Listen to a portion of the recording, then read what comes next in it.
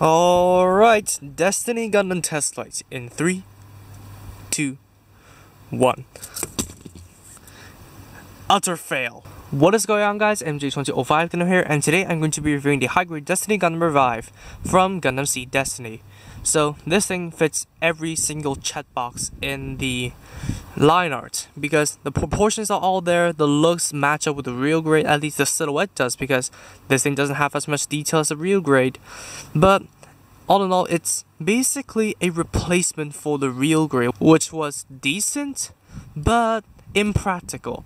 This thing is sturdy as heck, and it looks good and it functions well, which I'm going to be addressing later on, albeit with all the less details. There is way less details, way less panel lining options in the rest of the body, which is the norm for most high grades. But the one thing I would like to address, both in terms of good and in terms of bad, is the head.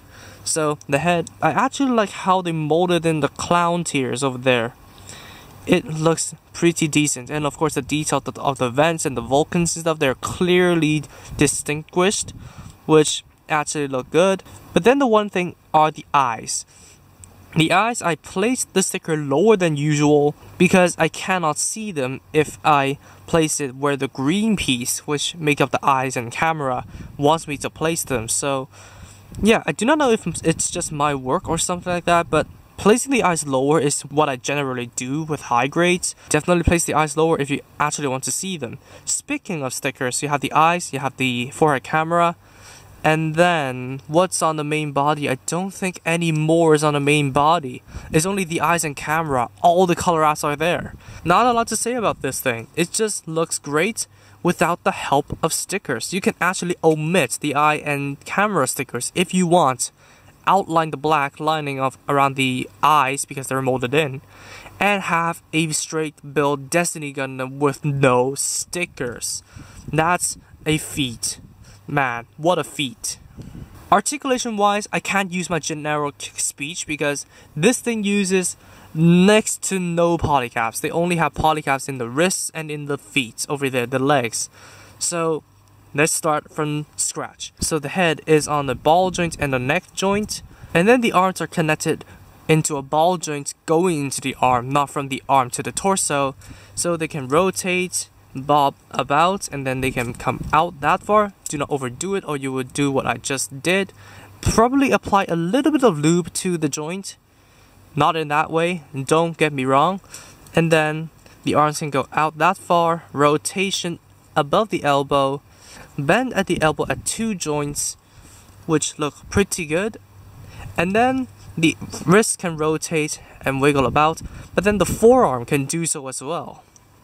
Similar to the real grade Crossbone Gundam, if I may say so myself, which I do not think the Destiny Gundam does, but nobody would say no to an extra point of articulation. And then the chest is pretty interesting because there is a clip joint inside of the torso which allows it to crunch a lot, towards the front especially. I think it's just for the stabbing pose, I'm not sure, but yeah, a lot of crunch towards the front. And then a very, very tight ball joint, plastic ball joint molded into the frame and the waist over here, but it can only rotate that far.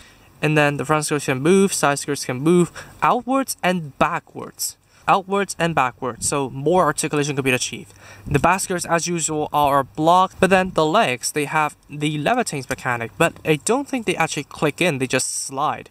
So you can slide the entire piece down. It doesn't make that loud of a click, so yeah, you could actually slide this down and allow it to have more articulation. So the legs can go forwards that far, backwards that far, as usual, outwards all the way, rotation at the hip, double jointed knee, and then the thruster over here can move, and then the feet can go forward and back, side to side, rotate, and the toe can point down while the ankle guard can move.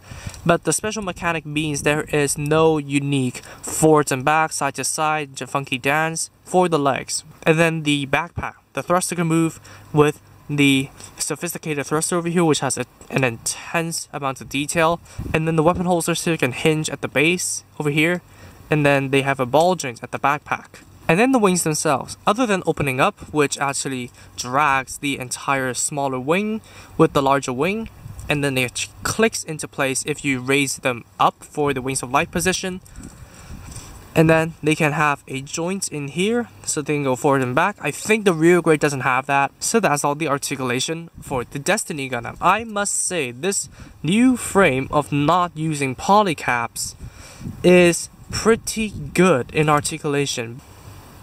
Accessory wise, first of all, let's start off what was on the body, the beam boomerangs. So you could basically tuck them out. It's slotted into this slit over here, which the peg may wear off over time. And then you do get two clear pink beams for the beam boomerangs.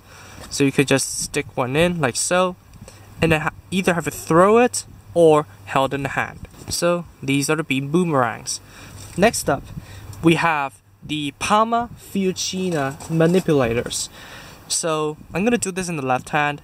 You have two of those, and then you have a very distinguished hole in them. But the one thing that sucks about these is that you have to borrow the yellow pieces and then swap out the manipulators. You can display it like that, but it does come with an effect part for the Palma Fiocina. So you can simulate it just blasting people's head off. But I most likely would not display it with this kind of a Nova effect. I would just display it like that, just because I am Iron Man. Next up is the shield. This is the physical shield with two yellow stickers on the sides, like the real grade. So it basically plugs into the gauntlets right here, and it is obstructed by the Palma Fiocina, so I'm going to take it off. And then it does have an extension mechanic, which was well implemented. Speaking of shields, we have the beam shield. So this diamond shaped beam shield, or the rhombus shape, and you actually take off this, stick it into the shield, and stick it right back in, and there you have it, the beam shield. And then the primary beam rifle over here, I think it is the Impulses rifle. I'm not sure, there might be some slight differences here and there that I'm not seeing at the top of my head, but yeah, it's just still the generic beam rifle. Those stickers are used here. There's a movable scope and a movable support handle. So let me just put it right into the hand, like so. But if you do not want it to use the beam rifle, you can store it on the back skirt. So flip the scope down and then maneuver around the wings, plug it in, and you are stored. But it does fall off easily if you have the wrong grip of the kit, so be careful if you are displaying it with the beam rifle stored in the back skirt. Now, let's move on to some heavy duty, shouldn't we? We, first of all, have the Arondight anti-ship sword with two red stickers for detailing over here. Now this is a stored form, so it could be stored in the backpack. Now I was concerned, but I was completely wrong. My concern was unfounded because these two pegs over here actually goes into these two slits over here, so it's not like a top-down slide kind of mechanic. It's kind of like a push it in mechanic. Now this thing is tightly stored onto the clamps over here, so it would not go anywhere unless the peg wears off. In a matter of time it will. So yeah, be careful with that. And then you can just fold it out like so, and then flip out the guard right here. If I could grip onto it, there we go. And then you have this gigantic beam, this gigantic nice looking beam, and you just plug it in like so, and then you'll have the anti-ship sword. Now, let me actually let him hold it because it will be an insult to leave it out. The Destiny Gundam has no problems lifting it up. And then last but not least, the cannon over here with two red stickers for the details as well.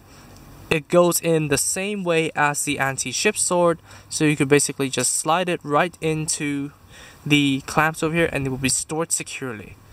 Now, I need to get everything out of the way, so yeah, the beam rifle, goodbye.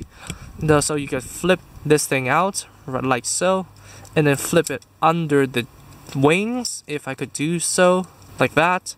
And then you flip out the handle. It has 2 joints. It's hinged at the base and then hinged over here. So basically now you have the cannon deployed. But I know what you're here for. What you're here for is not for the buttload of weapons, it's for the wings of light. This thing was badly implemented into the real grade through a P-band die that doesn't function well. What about here? But now let's take a look at the looks first. Now it doesn't have the white base, which basically makes it very distinguished as an effect part instead of a realistic wings of light effect. But that doesn't matter to me because we gotta appreciate what we have than mourn over what we don't have, right? So what you need to do is to open up the wings, and then let me actually take off the backpack to show this off because it's getting kind of cumbersome right here. So you basically slide this entire thing in. There are multiple tabs to click onto these bits, these kind of pistons kind of thing, I don't know. And then there is a peg right here that will plug into the top thruster, and then there are 2 pegs down here that will plug into the bottom thruster. So you basically stick these in and adjust the positions, fiddle around with it for a bit, but not too harshly, I hope, because the pegs will break if you fiddle around too vigorously, but eventually you'll get this effect. So I'm gonna do it for the other one and plug it back onto the Destiny, and I'll be right back.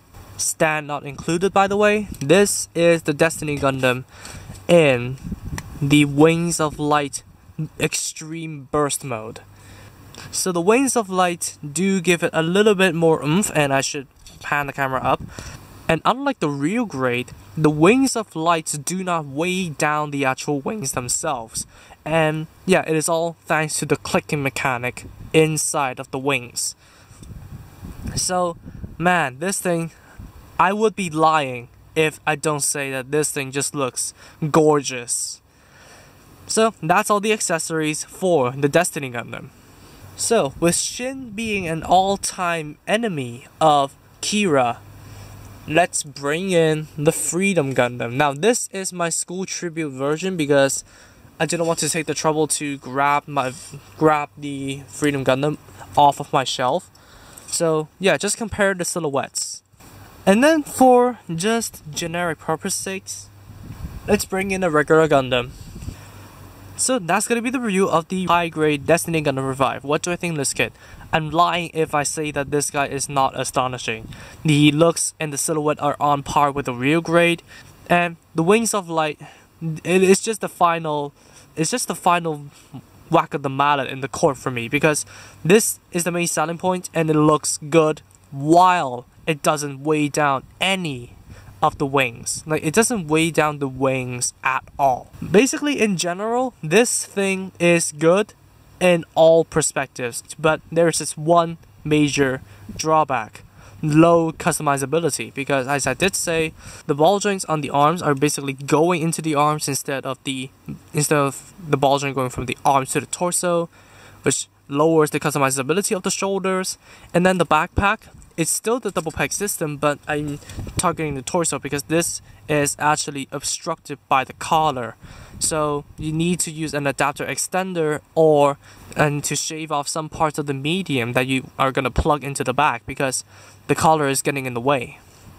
And to top it all off, the customizability, how bad is it? You can only use the Destiny's wings on this backpack.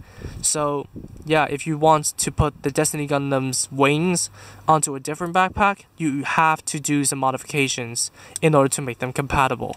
So yeah, customizability is one worrying point, but if you are just a straight builder, it would be an amazing kit to have in your collection. So that's it for me. Thank you all so much for watching this video. If you did like it, please be sure to drop a like, comment, and also subscribe for more Gunpla reviews, Gunpla news, and all that kind of stuff. Subscribe to the featured channels on my channel page if I haven't, and I'll see you all in the next video. Peace out, guys. Bye bye.